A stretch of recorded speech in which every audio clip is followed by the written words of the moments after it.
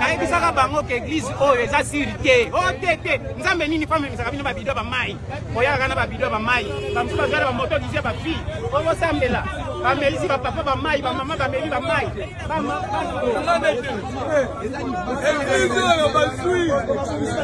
ayebisaki bango yola un temps makambo ekosuka yango ekosuki wapi mwasi na nga kuti nayebisa ye mukolo komeka nanengo keyo kuti pe ngo no libando keyo mema fimo bona ayebisika église dans le kimelo na to yebisa pena civilisation kimelo bate alobia mayo asalelaka maza mabafoa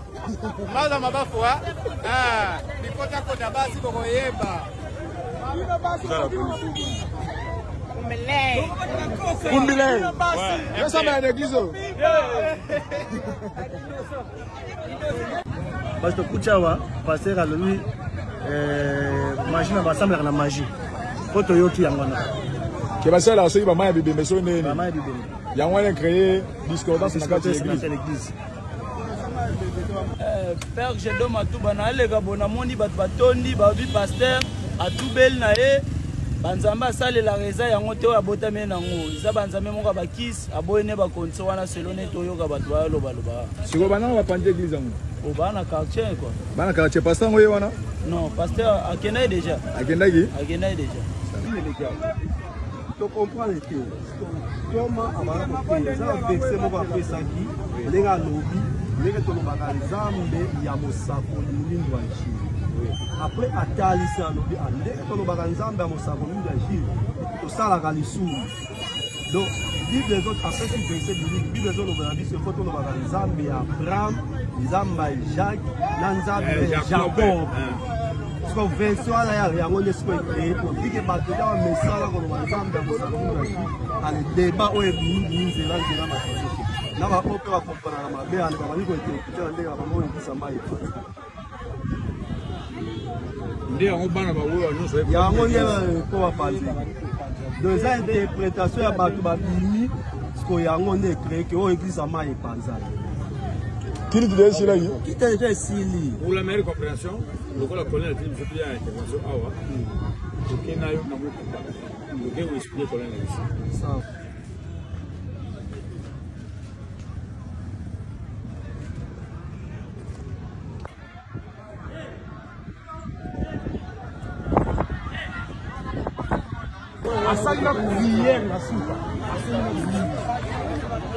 Voilà. Dimanche à Lelo, nous allons dire ah on a biso, nous allons justement poser tout ça pour mbeli à église, on va bien à église à Mai. Tout le monde kaka. On est capable de compter bazo sambia na bangwa vers la fin. Tout le monde kaka, tout va plus to yoka, pour toi libanda, vite va faire la baba fait to yoka. Tout yoka pasteur na bango avant de confesser. Avant d'être confessé, quel paraît-il, makambu nyonso basala kawana. Ils ont makiona. Oh ba mai wana ba pesa tout ça. Oh combo soki combo mo batanga soki njamba moindo ji soki nini wana. Njamba moindo ji ezana nzambe te. Ye mo pasteur azolo bango eza yete nzambe. Alobi ye ndenge ezana alembi na ye kosala masumu. Alobi ye ndenge ezana alembi na ye aboyi ko keli felo. Alors bolimbisa parce que tout ce qui va ça la biblique té attangi na ba verset biblique o ezo contredire tout makambo ba sala a dans l'église on est bayaka na ba milanga mai toujours bayaka na ba charge ba so ke na 4 on a ba na pandi milanga ba mimi mai alors bandimi musu ba ki desi ba bimi bandimi musu ba tikala ki ba yo ki pasteur tina suka du moins ba musu ba apprécier pasteur c'est la vérité oui bandimi beti do bima ba obi en tout cas biso to sepe fois pasteur so ki hiérarchie ko longole na église asa l'église de biso to kolanda po to moni tuye aboyi ko konso ko mémoire na libungi alobi vérité bandimi atu ba bimi calme mais na si mande bika bana moto mitulu we sala kate bango pe fike bazali banda bazoka mamno so pasteur ando lo batang bandimba ke ali bana moto batombo bandu buke église aba mais en réalité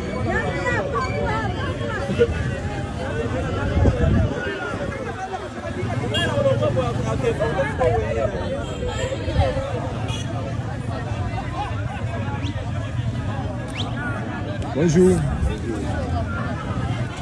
Yoka.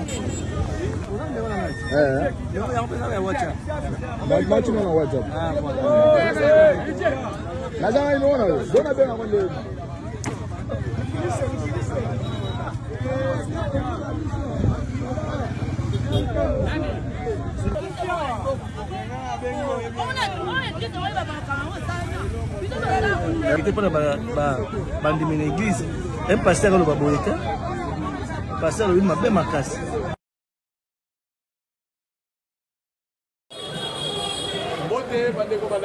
Très chers internautes, proposons la mission à travers le monde entier. Kabila na Goma depuis avant-hier à 23h. Mais on est de la manière officielle, Mazarane Kuna. Et là on est Salemi. Criminel avant d'avoir toujours d'habitude dans lieu de crime. Kabila a promis, Kabila a pillé, Kabila a tangisi maquillé à Congolais. Mais à ce moment dans lieu de crime, place à Pomela à Congolais. Partenariat entre les Américains et les Congolais. Massad Boulos, il a parlé sur deux choses. À l'objet, tout ça, les partenariats et transfert de l'intelligence américaine avec la communauté locale de la RDC. Donc, c'est-à-dire l'investissement. Yami Balé, Abezali, accord, il y a échange, minerai et la sécurité. Vous comprenez? Aujourd'hui, je trouve très mal. Parce que Kabila Lobby, à niveau de Goma, a sali réunion secrète, na Batounaï. A sali deuxième réunion, na Monisco. Lobby Kakazaki na Rumangabo. La base militaire pour la retard la recrue, on va former pour lancer l'offensive. Mais ce que je peux dire aux Congolais, que Oyo Kabila zone na Rosal, il faut s'attendre dans les pires. Kabila ne sera plus en vie. Ceux qui vont se souvenir, pour payer contre en Angola, c'est parce que les Américains étaient venus. Quand Edouard dos Santos a signé un deal avec les Américains, on a pétrole, on a diamant, les Américains ont baillé, lobby que à la place il y a des antagonistes, on a fait ce avantage à titre la vivant, on a fait la guerre à Sani, à Ken. Il y a un moment que les Américains ont placé des satellites et Mati Nicolo va localiser et si sa vie qui n'a pas de Wambo pour l'éliminer. Bon, on dit que Batunion surtout qui sujet inquiétude. On va qui va sujet à mal contre les Américains dans le monde. Mais éliminer Bango. Donc Souleymane Soumaïl, le général iranien, les Américains vont éliminer avec des bombes.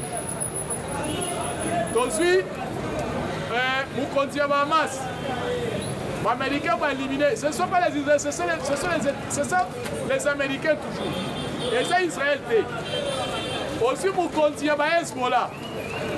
Bateau qui leur casse-tête. On a les Américains vont éliminer Bango. Sikoyo, c'est aussi Makamba Kabila. Kabila voulait se faire un empereur dans le Congo. Que le Congo est la maître suprême. Comme Mboko est Yaye, il y a Koko Naye, il y a Tata Nabango, que Mboko est la Gana Maboko Naye. Mais, je dis que dans le moment où que je suis venu vous rassurer le peuple congolais, que le Congo est dans ce champ. Il y a un matériel sophistiqué avec les Américains, comme les Américains arrivent. Parce que Kabila, l'objectif de les années, va créer pour nous avant le 15 juin, pour que c'est une affaire congolo-congolaise. Et là, on est Kabila sur Lukana, mais Kabila c'était Rwandais. Kabila n'a jamais été. Je vais démontrer comment il n'est pas congolais de souche. Parce que Maman Sifa n'est pas sa mère. En 1971, Maman Sifa fut la femme d'un certain Michel Lokoma. On a toujours des mains, comme on a qui produit la balkanisation, il y a un moni, Kabila a éliminé Batouana Nyos. Maintenant, on vient maintenant de les neutraliser. On dépiécé Kabila Mouké. Bakangi Martin Kabelou. C'est pour cela que je salue les efforts. Il y a service, il y a cyberdéfense. Maman Lisette Kabanga, en tout cas merci pour des chapeaux avec votre adjoint, mon vieux J.C. Moukassa. Vous pouvez combattre un travail de titan pour neutraliser la Kabylie. Parce que la Kabylie est mal contre les Congolais.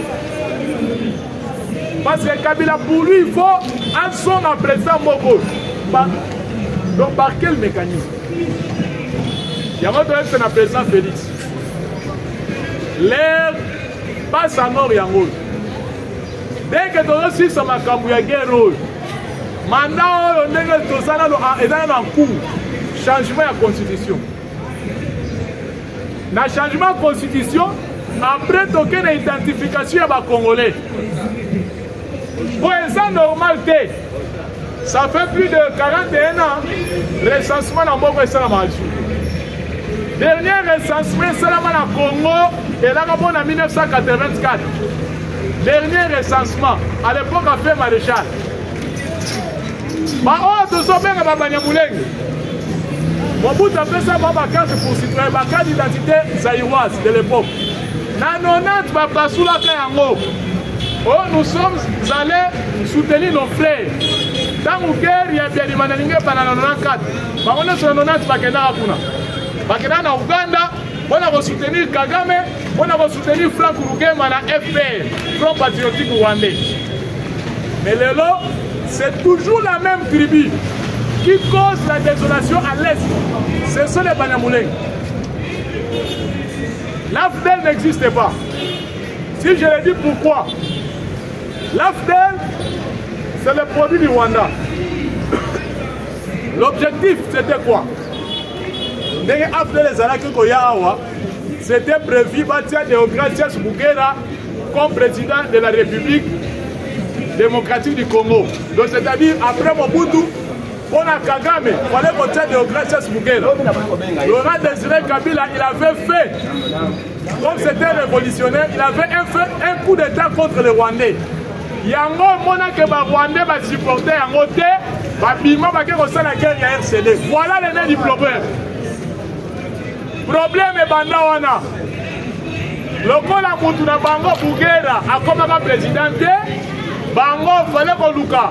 Comme Laurent Désiré Kabila, baluka a tout prix, ben éliminer musée. Vous voyez qu'à côté que James Kabaré Mazokota na revolver, na GP, na palais présidentiel, intercepté par Edi Kapen. L'actuel commandant, il y avait la 2e région militaire. À cette époque-là, Edi Kapen était encore colonel. Combien de tentatives James Kabaré va saluer par musée? Pour vous dire que les Rwandais vont banda Bakabo Bandakala. Les Ouaya Laurent Désiré Kabila, ce sont des Rwandais. Rapport, c'est la commission d'enquête. Pour la Luka, qu'on peut savoir sur la véracité, il y a des Ouaya musée.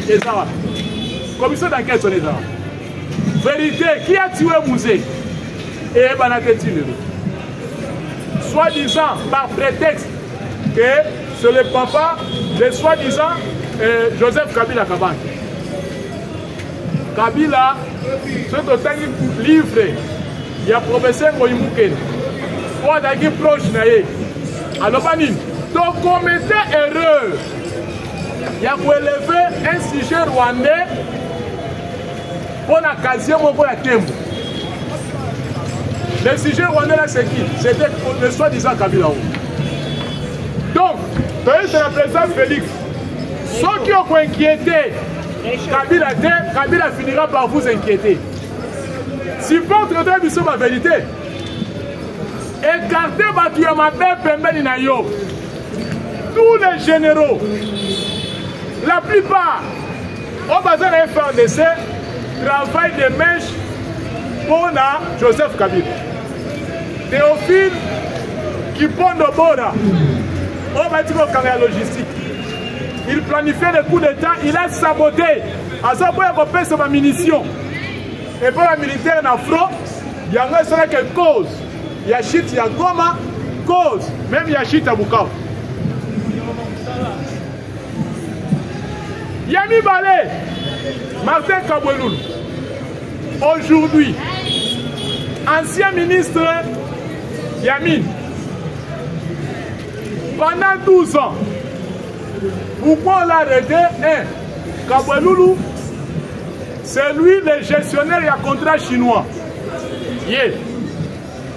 Kabweloul, il y a une entreprise minière à Kabila en Congo. Troisièmement, Kabweloul, c'est lui le financier. Il y a M23. Ils étaient à deux, là c'est un certain Moïse Kanga. Bangoa. Mais je vous les rassure que Kabila détrompe-toi. Il y a des choses. Il y a des choses. C'est la Kabila. Liwa, l'arrestation.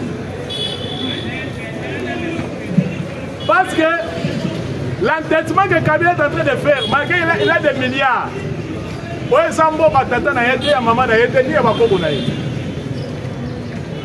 c'est un proxy du Rwanda. Comme c'est un proxy du Rwanda, et les Américains finiront par l'inquiéter. Là, quand on a solo balabino na image jaune.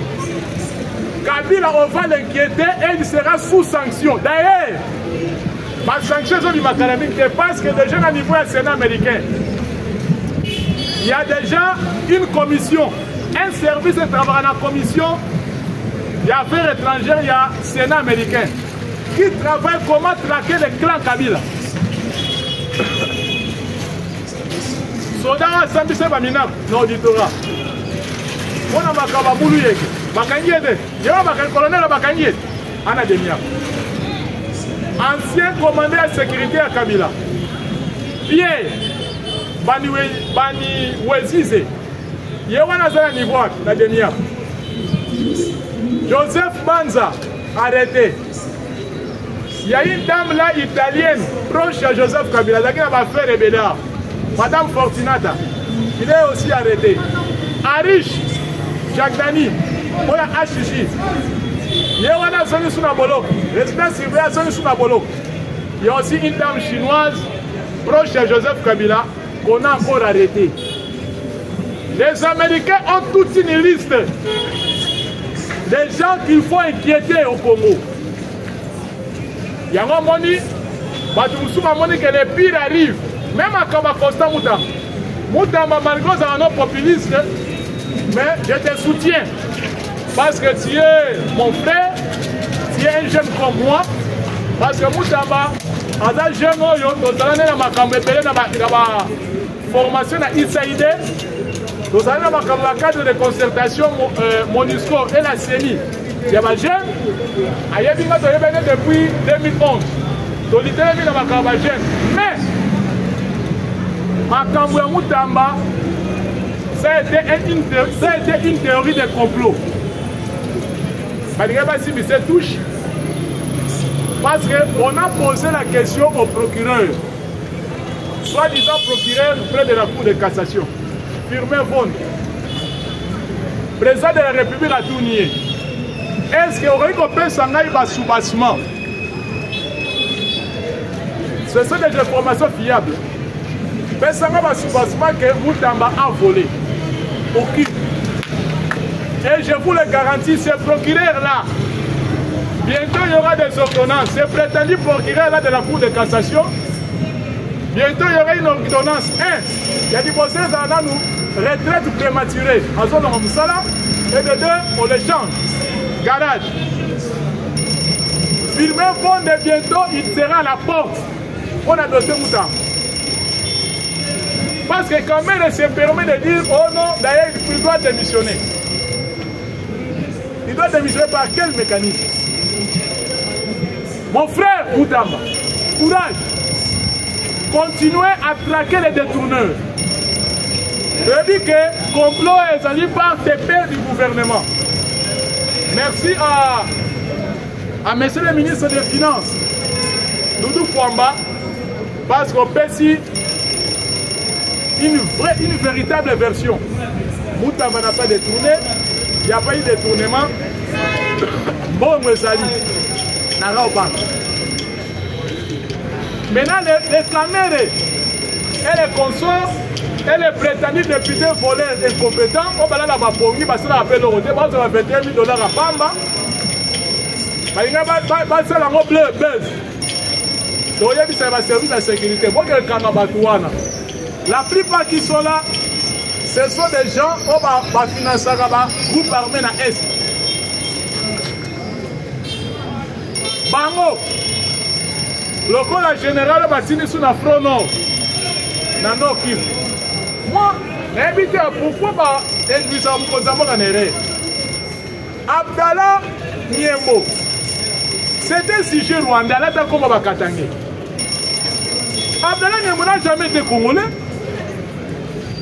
Abdallah Niembo. C'est la morphologie Abdallah Niembo. Solo songe, c'est la Ranamboko. Il y a un fournisseur, il y a des armes, il y a des groupes armés, on a dit Ituri.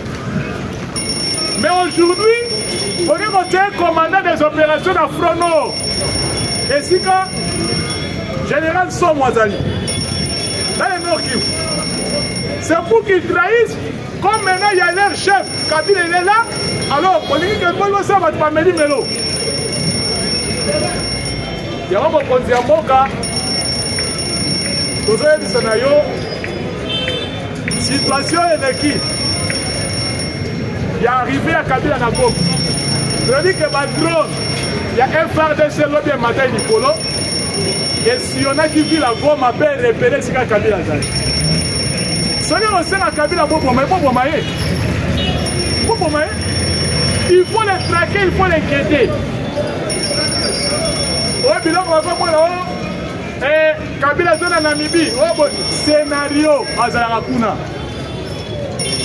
Ça fait un temps que Kabila Azawana, lobby ba image est emboli, donc on dit comment c'est les militaires rwandais qui les sécurisent.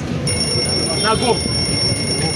Ba bloqué balabala, mutu soko ça dans le étage, ba ebisio, na fenêtre c'est ba brique. Pour on a makabele dans le port à Kabila. C'est ça ce qui se passe Nago. Donc Kabila et John Numbi sont bel et bien à Goma. Kabila hier avec un centre d'instruction dans Rumangabo. Dans sa gibessière, comme d'habitude. À l'autre temps, on a Bamouyel, Bazali, Bamabunda, Bazali, Ikaya Bil Kalou Biazali, John Numbi Biazali, na Néhémie Wilani, Bazana Kati. Donc pour vous dire que les dosans attendent vous venez à alerte. Mon conservateur quand même pour ça sécurité nayo. Tant que dosans ma maison militaire et ça la hypocrisie pour que la rappelle biso. Chef de maison militaire est un véritable hypocrite. Attends de Konayo. Mais la politique amitié dans la raté, mais quoi dans la raté. La rappel, c'est un bon état pour conduire, exemple mon. Président Burkina Faso, Ibrahim Traoré, il y a à peine quelques jours, les Français vont utiliser petite sœur naïe, ayant un parfait à poison, appelé comme cadeau. Allez-y comprendre. Petite sœur Ibrahim Traoré, utilisée par la France pour empoisonner son grand frère. Maintenant, ceux qui ont que Franck Toubaza poussé nayo, entre guillemets, il semblerait, à un membre de la famille, parce que soki toza kobela boye eza mpona kobikisa bomoi na yo parce que la maison militaire aza au-dessus de tout eza kochapeauter artete armée mokonzi luka bato bakosunga yo baza ebele soki oza na pose na proposition bakombo j'ai travaillé comme personnel civil na armée na liste ya baofficier nakoyela yo mpe oyo bakokisunga yo mpe situation ezala maîtrisable na mboka na biso baza ebele j'ai plus de 2000 noms ya baofficier oyo kabila négligent naza na bango ngai nazala na bango 2000 non des officiers capables oyo bakoki koyede yo pour maîtriser la situation du pays les ex-phases baza bato wana basengaka basengela mosala pourquoi parce qu'ils ont été payés formés par l'argent du contribuable congolais voilà peuple congolais ezali koloba na ntongo lelo télévision eza ngonga ezali koyebisela bino kabila aza na Goma depuis dimanche na 23h de la manière officielle tomoni Henri Magia alobi yango tosengi na cour constitutionnelle dissolution rapide ya PPRD ezala soute na mboka elimwa parti ya Nanga elimwa parti ya Thomas Lubanga elimwa ya Frank Diongo mpe elimwa mais pourquoi pas ya Katoum elimwa parce que Katoum n'est pas congolais donc télévision eza ngonga napesi bino contenu libo aime émission oyo bolaike yango bopartage benganga mpe nabenga yo plus 243 81 043 12 40 plus 243 81 043 12 40 ciao